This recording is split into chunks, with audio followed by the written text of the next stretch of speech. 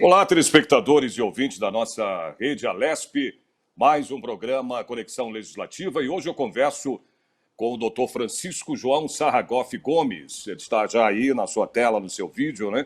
E a gente vai bater um papo, né, doutor Francisco, sobre o crescimento aí do caso do tabagismo nessa pandemia que a gente está vivendo. Já vai aí para quase 7 meses, né? As pessoas confinadas em casa, tendo que cumprir essa quarentena, né? Não tem jeito, né? Não tem jeito, doutor. E eu queria exatamente que o senhor, né, já começasse dizendo para a gente o porquê do aumento, do crescimento. Será que isso inclui a ansiedade também, né? Depressão, sintomas psicológicos, enfim. Eu queria que o senhor detalhasse isso um pouco para o nosso telespectador, para que ele entenda, não só por isso, né, o mal que o tabagismo faz. Perfeito, Sérgio. O meu olá para todos, um agradecimento participar aqui do Conexão. Sem dúvida nenhuma que a ansiedade é um fator preponderante nesse aumento da incidência do hábito do tabagismo, né? A gente sabe que, por exemplo, as guerras, né, as grandes guerras, o soldado recebia, inclusive, um maço de cigarro na sua ração diária, né, que era como se fosse um companheiro dele nas trincheiras, nas batalhas, né? E o que nós estamos enfrentando agora em 2020 é nada mais do que uma nova guerra com outro inimigo, né? Um outro tipo de inimigo. Esse inimigo, um inimigo oculto a olho nu, mas um inimigo terrível que já ceifou a vida de mais de 200 mil brasileiros, né? Então, o hábito do tabaco acaba sendo uma via de escape, né, nessa tensão, nessa ansiedade, pelo fato da gente não saber quem vai ser escolhido para o êxito letal ou não. Então, sem dúvida nenhuma que aumentou muito a incidência desse tipo de hábito. Mas o que leva... Não é um hábito adequado. O que leva, desculpa eu te cortar, o que leva, então, só para que a gente entenda melhor ainda, esse aumento, né, do tabagismo, as pessoas que são fumantes, né? E muitas vezes a pessoa não consegue largar, né, esse hábito de fumar, porque a nicotina ela vicia muito, né? É impressionante. Exatamente. Né? Tanto que tem esses remédios aí que você põe no braço, né, para combater o tabagismo. Eu não sei se... Aliás, o senhor vai explicar isso para a gente também, se isso realmente funciona, né? Agora, por quê? O que causa mais esse aumento do tabagismo nessa... A fumaça do cigarro ela é composta de uma fase gasosa, Sérgio, e de uma fase que a gente chama de particulada, né? Então, a fase gasosa ela tem monóxido de carbono, cetonas, amônio, tem várias substâncias. E a fase particulada é a que tem a nicotina e o alcatrão. E a nicotina, como você mesmo já falou, ela tem um alto poder para a manutenção da dependência química, né? Além do que, a nicotina tem quase 50 substâncias cancerígenas e é responsável por essa manutenção do vício do tabagismo. A nicotina também aumenta as catecolaminas e o monóxido de carbono aumenta proporciona a aterosclerose. E é responsável aí por diversos males, né, doutor, da saúde, não é isso? Exatamente. O tabagismo, Sérgio, na verdade, ele é um problema de saúde pública, né? Porque o tabaco ele é um fator de risco importante que leva a uma morte prematura do ser humano, ele acelera o processo de aterosclerose, tanto das artérias coronárias, que são as artérias que nutrem o coração, quanto as cerebrais e as artérias dos membros inferiores, das pernas, né? E também ainda pode causar, um fator de risco para o aneurisma da aorta abdominal, que é tão combatido pelo cirurgião vascular. O tabaco ele é responsável por metade das mortes masculinas com menos de 65 anos, Sérgio. E homens entre 45 e 55 anos de idade têm 3 vezes mais chance de morrer de infarto agudo do miocárdio que os não fumantes na mesma faixa etária. Então, você tem o risco de infarto do miocárdio, tem risco de embolia pulmonar, trombose venosa profunda, tromboflebite, e não só no homem, na mulher também. Na mulher, para você ter uma ideia, é 10 vezes maior nas mulheres fumantes que utilizam, inclusive, o cigarro junto com o anticoncepcional do que as mulheres não fumantes.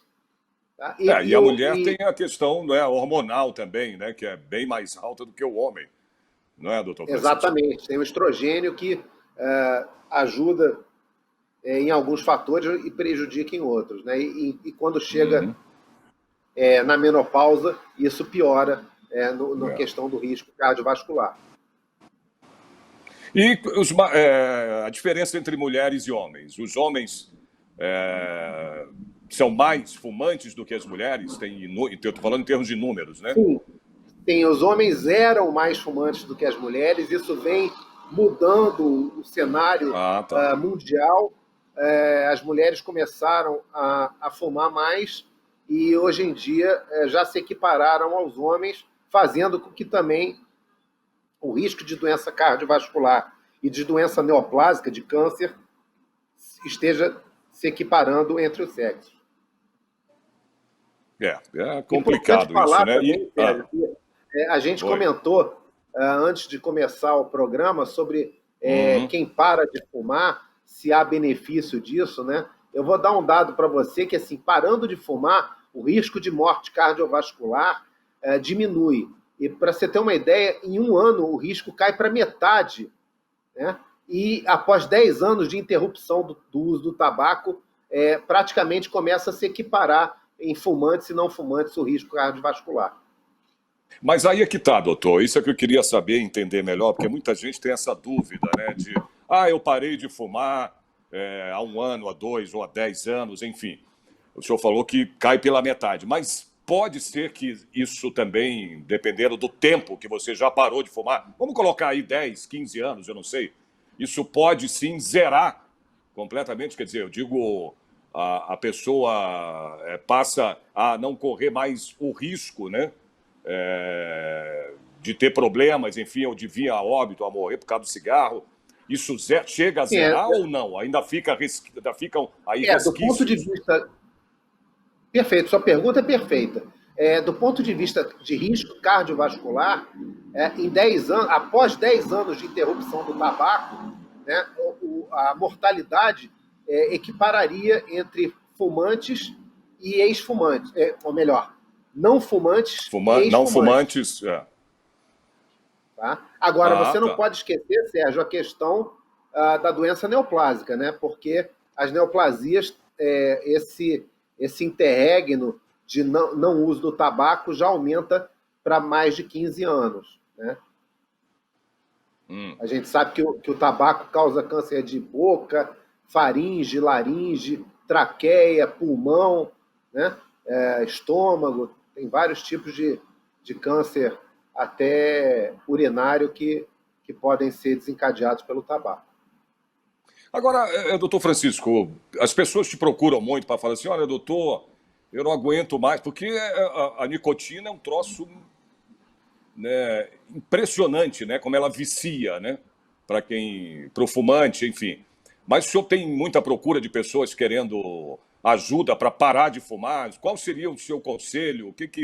Até no começo eu perguntei para o senhor falar, eu queria até que o senhor falasse, eu perguntando sobre esses adesivos, né, que você cola no corpo, né, essa forma também de tentar parar de fumar. Isso é válido? Isso pode realmente ser eficaz ou não, doutor?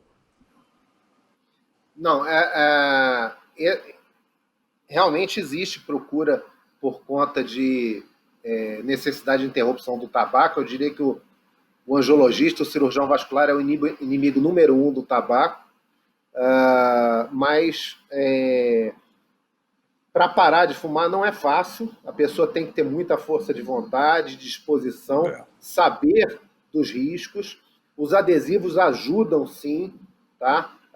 Esses PETs ajudam a parar o uso do cigarro, mas também é importante a administração de algumas medicações antidepressivas, né, que ajudam a parar o hábito do tabagismo.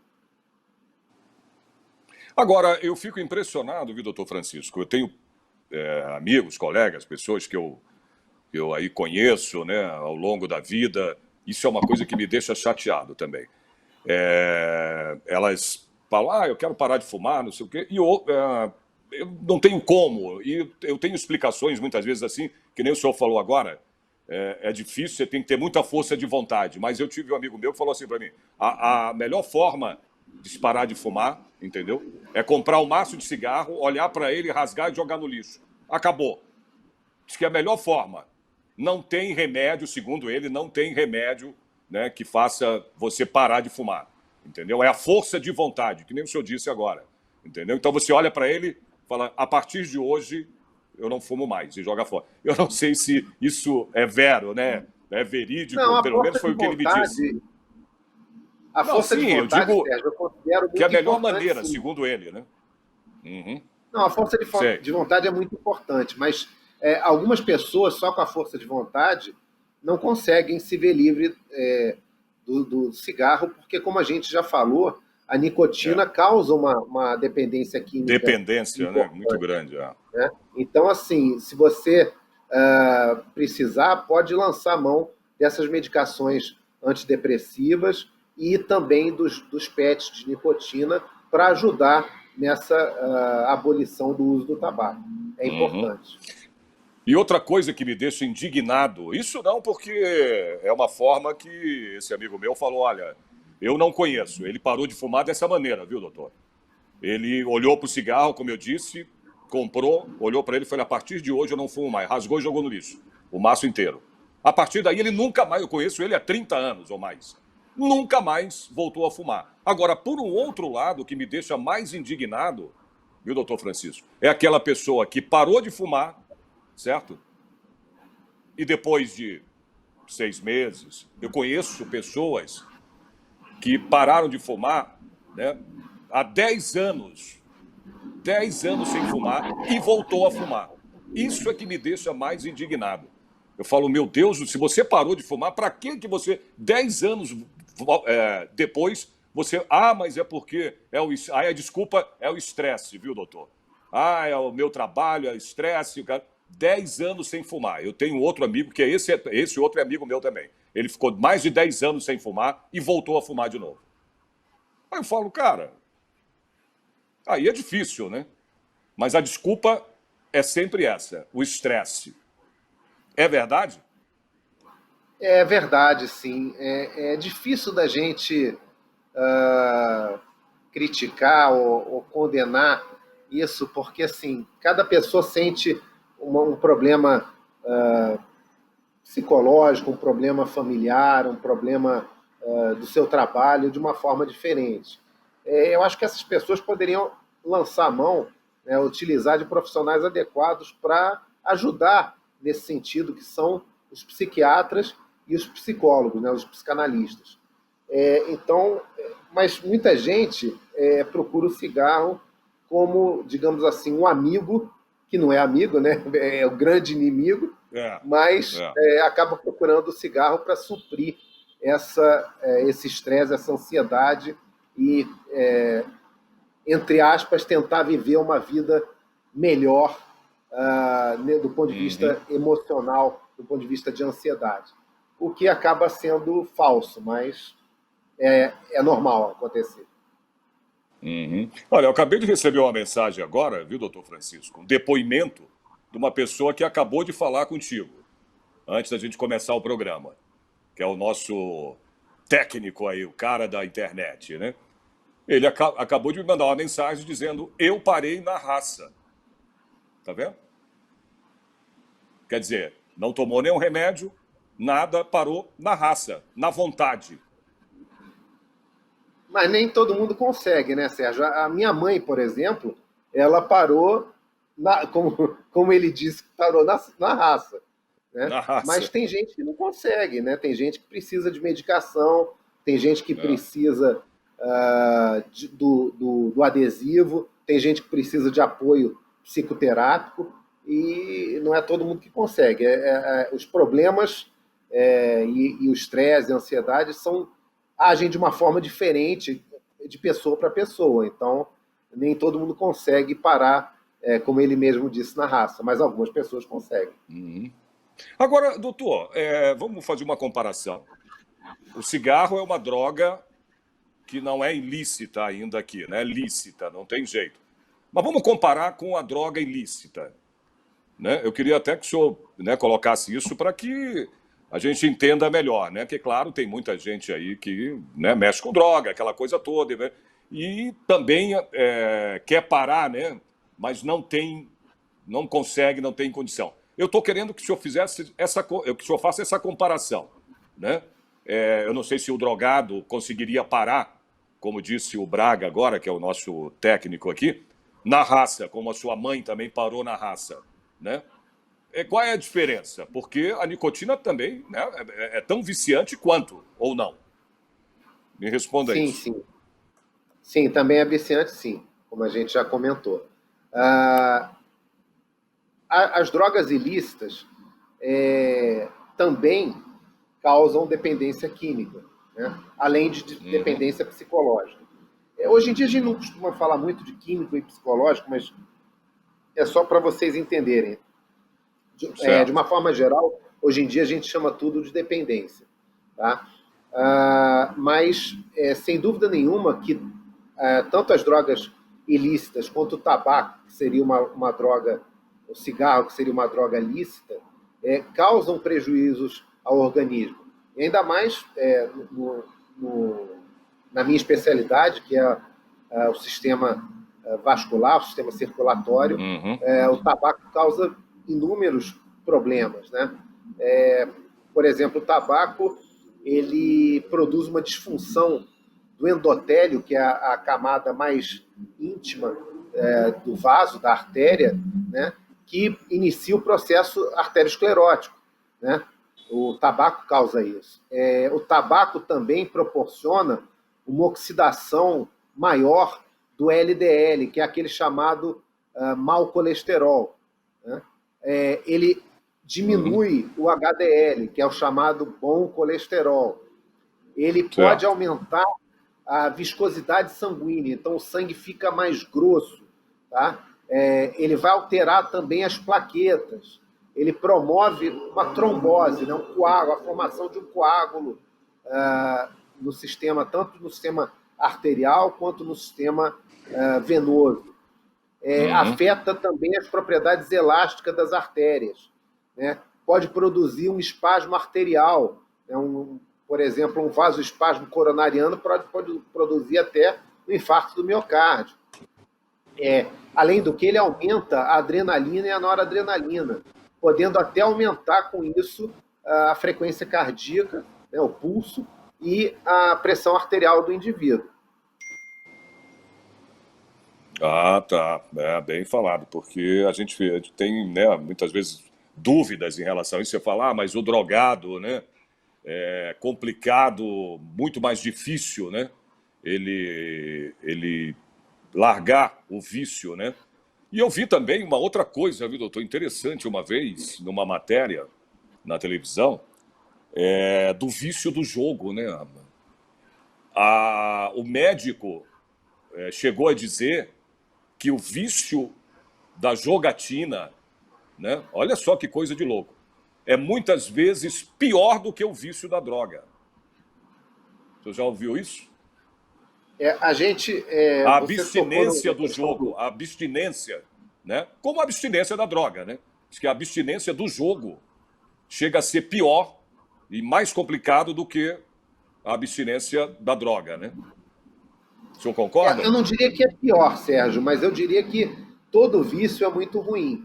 Então, você tem pessoas que são viciadas em cigarro, tem pessoas que são viciadas em Sim. bebida alcoólica, tem indivíduos que são viciados em drogas ilícitas, algumas são viciadas em drogas medicamentosas, né, que são drogas lícitas por prescrição médica, mas ou a pessoa consegue numa via alternativa ou até Uhum. por prescrição e são deletérias também à saúde em excesso. todo tipo de vício, né, todo tipo de coisa que é feita em excesso é prejudicial sim, à claro, saúde do ser claro. humano. Então, o jogo é a mesma coisa. E é importante, Sérgio, uma coisa que você disse, que é a pessoa se conscientizar de que ela tem um vício. A partir do Uhum. momento que ela se conscientiza que ela tem vício ou do cigarro, ou da bebida alcoólica, ou da droga ilícita, seja a maconha, a cocaína, ela Cocaína, já enfim, tem um assim. passo para tentar sair disso, porque ela sabe que ela tem um problema. E aí ela vai precisar, obviamente, de ajuda especializada para poder sair desse problema. Então, o jogo, até pessoas que são viciadas em sexo, também é uma outra coisa que acontece, precisam da ajuda para poder melhorar e seguir seu rumo de vida mais adequado, mais produtivo. Então quer dizer que um vício, no caso em sexo, é tão grave quanto um vício da droga, da jogatina, né? O vício do cigarro. Pode É isso que o ser. senhor está querendo dizer também? É? Pode Nossa, não ser porque sabia. existem pessoas que são viciadas em sexo e no trabalho, em qualquer situação da Uhum. vida, ele está praticando sexo no momento, digamos assim, inadequado e que pode ser até prejudicial do ponto de vista laboral. Mas aí já se torna uma doença, né? Você não sei, desculpa, eu não sou médico, né, doutor? O senhor é o médico, mas eu digo assim, mental, de cabeça, eu não sei, é uma doença, porque aí já passa a Sim, ser uma, né, essa coisa do que. Aliás, a gente teve exemplos aí, aquele ator americano, né, Michael Douglas, né? Foi colocado exatamente. aí, Exatamente. se descobriu que ele era viciado, né, em sexo e fez coisas aí, Exatamente. faz, não sei se ainda, mas ele se tratou, foi procurar se tratar, né? Eu nem sei como é que é esse tratamento, não sei se é do mesmo jeito que se trata um viciado em drogas, ou cigarro, ou álcool, não é? Exato, é um tratamento psiquiátrico, né, Sim. com uso de medicamentos e psicoterapia para poder sair dessa. O que nós estamos falando exatamente não é do sexo, fazer sexo Sim, sim. é Não, muito claro. bom e é bom para o ser humano, Não, e mas é sadio, né? nós estamos falando de coisas É saúde, é patológicas, sadio, como esse inclusive. exemplo que Exato. você deu. Acho que tudo que é extrapolante, né, que se extrapola, extrapolado, vamos dizer assim, né, eu falei extrapolante, não, extrapolado, né? Tudo que se faz, óbvio que vai ter né, um prejuízo, vai prejudicar em alguma coisa. Tudo que você faz, né, acima do normal, né, doutor? Claro que a gente está falando de drogas, cigarro, e aí, no caso, álcool, realmente é mais complicado, né? Isso aí, um álcool acaba com o seu fígado, deteriora o tabagismo, é o pulmão, tudo, e outras, né? E outros órgãos que são afetados no corpo humano, enfim, né? Há uma diferença aí também, né? Do vício do sexo em relação. Claro, é vício também, mas são formas de tratamentos diferentes, né? Eu acredito eu. O senhor Exato, que é o médico é que exatamente. pode me dizer isso, né? Agora, vamos voltar ao cigarro. Vamos largar esse negócio de sexo, de vício em sexo. A gente está falando de tabagismo, né, doutor? O fumante passivo, né? Eu queria que o senhor falasse isso. A pessoa que não fuma, mas, por exemplo, um casal que mora juntos, o marido fuma, a mulher não fuma. Como é que pode afetar a outra pessoa? Quais as consequências, doutor? O fumante passivo ele acaba funcionando como um fumante, né? Ele não vai ter, Mas no mesmo, obviamente, no mesmo grau do fumante, doutor? ele não vai ter o mesmo grau exatamente do fumante, mas dependendo da carga tabágica daquele fumante que é o parceiro, né? Sem dúvida nenhuma que o parceiro que não fuma será prejudicado e passa a funcionar do ponto de vista de saúde como se fosse um tabagista, como se fosse um fumante, E eu já vi correndo o casos mesmo risco. relatados. Eu já vi casos relatados aí de pessoas que nunca fumaram e morreram, né, por ter sido fumante passivo. Isso é verdade, isso eu já vi. Né, que nunca tiveram nada, tudo, e morreram do pulmão, e foi constatado, né, que era um fumante passivo, né, que era uma pessoa que não fumava, mas acabou pegando, né, morrendo, né, pelo cigarro no pulmão. Isso também é verdade. Isso aí, eu vi Sim, relatos assim, né? sim, é Pessoas verdade. que nunca fumaram, nunca tiveram, mas eram passivos, né? E acabaram tendo o problema de como Dependendo de um do fumante. grau de tabagismo, dependendo do grau de Uhum. tabagismo do parceiro, ele acaba funcionando como se fosse um fumante. Então quer dizer que o fumante passivo também pode ser, sim, acometido por doenças do tabagismo, né? Sim. Aí não é fácil, não. Agora, além do tabagismo, doutor Francisco, que outros hábitos aí pode atacar aí o sistema circulatório, doutor? Ótima pergunta. Isso é importante para a gente ter. Eu acho que o tabaco seria, do ponto de vista de doença vascular, um dos maiores malfeitores, né? Mas Uhum. a gente tem outros vilões, que são, por exemplo, o colesterol alto, né? O Bem, diabetes mellitus, o sedentarismo, a obesidade e, obviamente, que a predisposição hereditária, né? Aquela história. Se você tem um histórico familiar importante de doença cardiovascular, você tem que estar atento e procurar fazer check-up, procurar consultar um angiologista, um cirurgião vascular, ou no problema cardiológico ou de pressão, procurar um cardiologista, né, uhum. para poder prevenir esse tipo de doença. Isso no caso, né, também tem outras doenças hereditárias também que também tem que ser agir da mesma forma que o senhor falou, né? Você tem já a predisposição, né, por ter na família, né, vir já de pai, mãe, avô, avó que tem a doença, né, esse tipo de doença, como o senhor citou agora, mas não só ela, né? Outras também, outras doenças hereditárias. Né? Agora, quando que a pessoa deve procurar aí, doutor, um angiologista? Em que momento? Eu acho que sempre que possível você deve procurar auxílio médico, né? A gente está falando aqui muito Uhum. sobre o tabaco e sobre a doença arterial, né? Mas a gente também tem a doença venosa, que também é muito frequente nos consultórios dos angiologistas e cirurgiões vasculares. Então, a maior causa de procura de consulta médica vascular, sem dúvida nenhuma, Sérgio, seria as varizes, né? É Ah, o tá. tipo de doença que mais se anuncia num consultório privado e até no serviço público. As Público, né? varizes são uma causa de bastante procura. Bom saber disso, né? Para que as pessoas fiquem alerta aí, né? Agora, no caso vamos falar do momento que a gente está vivendo, rápido aqui. A gente já está quase chegando ao final do programa, doutor Francisco. No caso de um indivíduo estar aí com a Covid-19, né? E ter uma complicação vascular, o que ocorre? O que pode ser feito? Como se deve agir?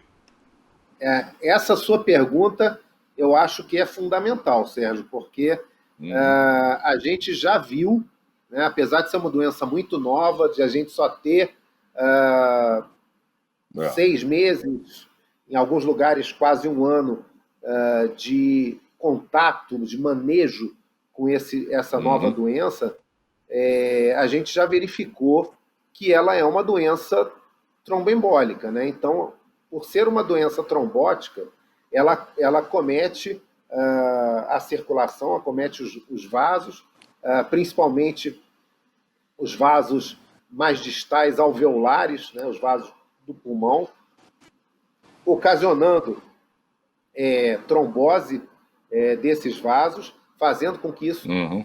haja uma pneumonite pelo coronavírus muito grave e que pode levar à insuficiência respiratória e até o óbito. Além disso, Sérgio, outro ponto importante que a gente tem que destacar é que o Covid-19 aumentou muito a procura dos consultórios e das clínicas vasculares sobre trombose venosa profunda, que é o coágulo nas veias das pernas, tá? Podendo causar essa obstrução, fazendo inchaço da perna, e esse coágulo ele tem um risco de se deslocar da circulação venosa da perna até a circulação pulmonar, até a artéria pulmonar, fazendo o que a gente chama de embolia pulmonar, que é uma doença muito grave com uma mortalidade muito alta. Então, o Covid-19 é uma doença trombótica que pode ocasionar isso também. Além do que, a gente tem observado nas unidades de terapia intensiva dos hospitais particulares e públicos, alguns pacientes que já estão entubados e já têm necessidade de uso de aminas vasoativas, como a noradrenalina, que já faz uma certa vasoconstricção, e que, acometidos pelo Covid-19, a gente tem isquemia distal das extremidades desses indivíduos, às vezes fazendo com que ocorra amputação de dedos, de pés e até de membro por conta de trombose da circulação arterial e venosa desses pacientes. Nossa, bom esse alerta, viu, doutor? Parabéns aí pelas suas explicações, né, sobre o tabagismo, né, tudo que o senhor falou agora aí. A gente tem que estar alerta mesmo, é bom para que o nosso telespectador que está vendo aí o Conexão Legislativa fique atento, né, para essas explicações que o senhor deu agora. E eu queria agradecer muito, a gente chegou ao final do programa, a tua participação, viu, doutor Francisco? E espero, né, te chamar mais uma vez, porque tem muito assunto para a gente falar, né, sobre não só tabagismo, como outros vícios, outras doenças, né? Até porque, nesse momento que a gente está vivendo de pandemia, né, a gente está sujeito a tudo, né? Porque a gente está preso e tudo leva trancafiado. Eu digo sempre nos meus programas que o ser humano não nasceu para viver, né, preso, enjaulado, né? Então isso leva a muitas situações, né, a muitas doenças, inclusive, né, como o senhor mesmo citou aí. E eu queria te agradecer. E espero que a gente marque um outro programa para continuar esse bate-papo aqui, tá bom? Obrigado pela tua participação, doutor Francisco, e até uma próxima vez. Sérgio Everton, eu estou à sua disposição. Foi uma honra ter sido convidado. Sempre que quiserem, eu estou à disposição. Agradeço muito a Conexão Legislativa e muito obrigado. Obrigado a você. Um grande abraço, doutor Francisco. Pois é, gente, esse foi mais um Conexão Legislativa. Eu conversei com o doutor Francisco João Sarragoff Gomes, né, que é aí especialista, né, nessas causas aí do tabagismo, da angiologia, né, que é um tratamento clínico, né, mas também pode vir a fazer também a cirurgia, enfim. E ele deu essas explicações aí para o nosso telespectador, para você, nosso telespectador e ouvinte da nossa Rede Alesp. Muito obrigado pela audiência, ok? Espero vocês, então, no próximo programa. Até lá.